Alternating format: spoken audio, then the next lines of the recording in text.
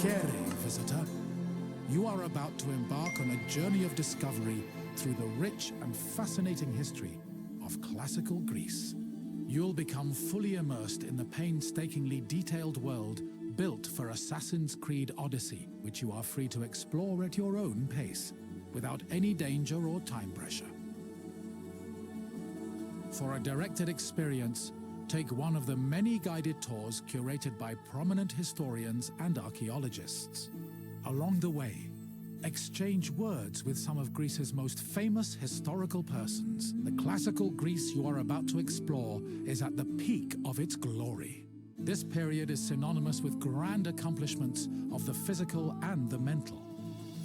Architectural marvels which still stand today dot its landscape, while towering achievements in philosophy, political systems, and art still influence our modern society in profound ways.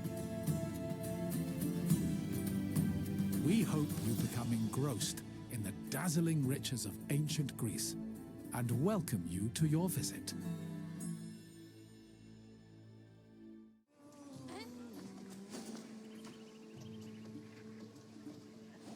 Welcome to Corinth, Wanderer. I have a special visit planned for you today. It's an intimate, informative look into the daily lives of Greek women. It's amazing what women could accomplish while men spend all day trying to out-debate each other at assembly meetings. Their work should be far more appreciated on the whole, but we're going to acknowledge that now. Corinth was one of the largest cities in ancient Greece. It had an estimated population of 90,000 in my times, and much of that population was made up of women. This tour will shine a light on those women and look at how they lived on a day-to-day basis. Look for me when you're done with your visit, and we can discuss things further.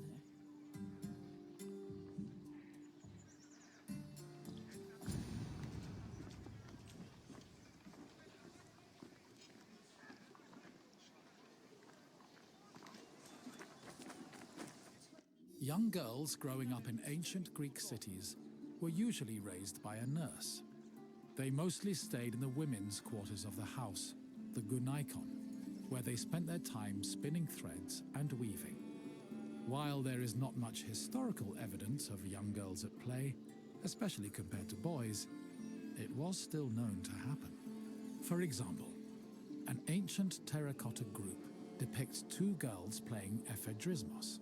This was a competition to see who could strike an upright rock from afar using a pebble or ball. The game's loser had to close their eyes and carry the victor until they managed to touch the same rock with their hands.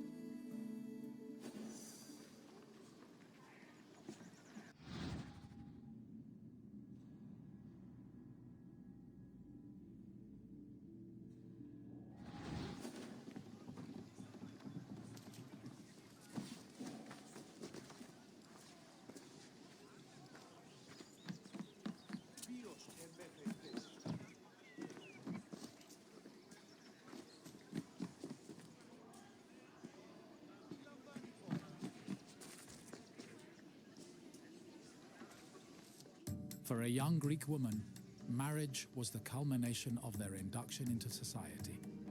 The average life expectancy for women was about 40 years, so most marriages took place when the bride was 14 or 15 years old. The marriage did not require her consent either. Instead, she was passed on from the protection of her father to that of her husband. Married women were not technically citizens at the time, and lacked the rights that came with official citizenship. However, they did receive a dowry that only they were allowed to spend, but in the event of a failed marriage, the dowry was returned to the bride's father. After the marriage was consummated, the woman's status changed from being a maiden to a bride. She remained a bride until the birth of her first child, wherein she officially became a woman.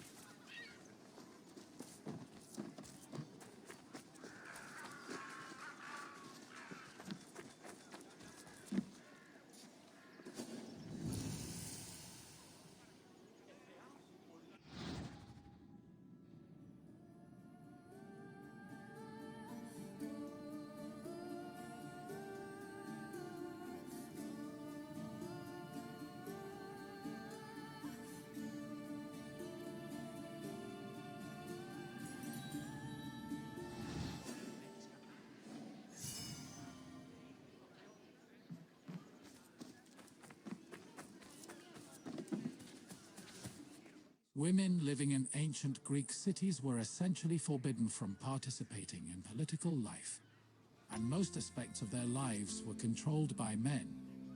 Their most important responsibilities were running the household and giving birth to children, preferably boys. Most of the time, women's excursions outside of the house were limited to visiting other female neighbors, as per custom. The few exceptions to this strict rule were weddings, funerals, and religious festivals involving women in prominent public roles.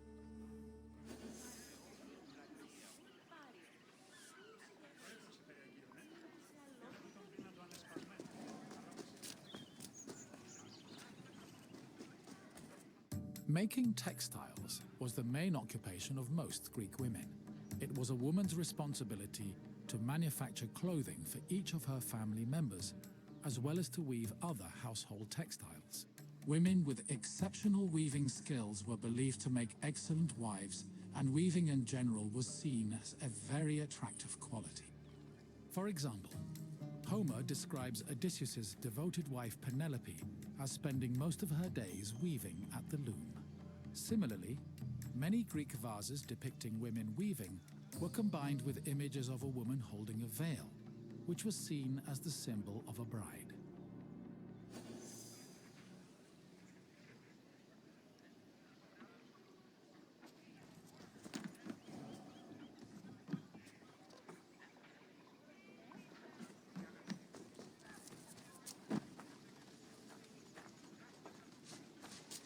Ancient Greek women cooked in their house's kitchen area. However, since their cooking equipment was small and portable, they also sometimes prepared meals in the central courtyard. This was also where women performed other domestic activities. These activities were rarely seen by visiting men or passers-by, because the architecture of classical Greek houses facilitated the social norm that women should never be seen at work.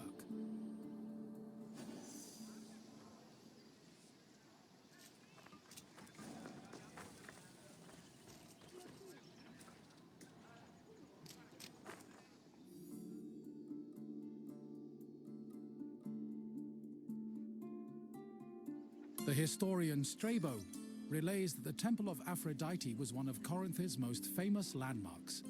This was largely due to the temple's female patrons. These hetairai, as they were called, were donated to the goddess by both men and women. According to Strabo, the Temple of Aphrodite contributed greatly to Corinth's wealth. The hetairai were the temple's main attraction, and many visitors came to Corinth in search of their company, for which they spent frequently and frivolously.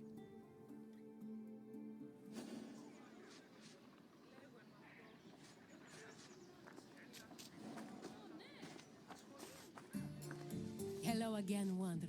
I hope your visit was an interesting one.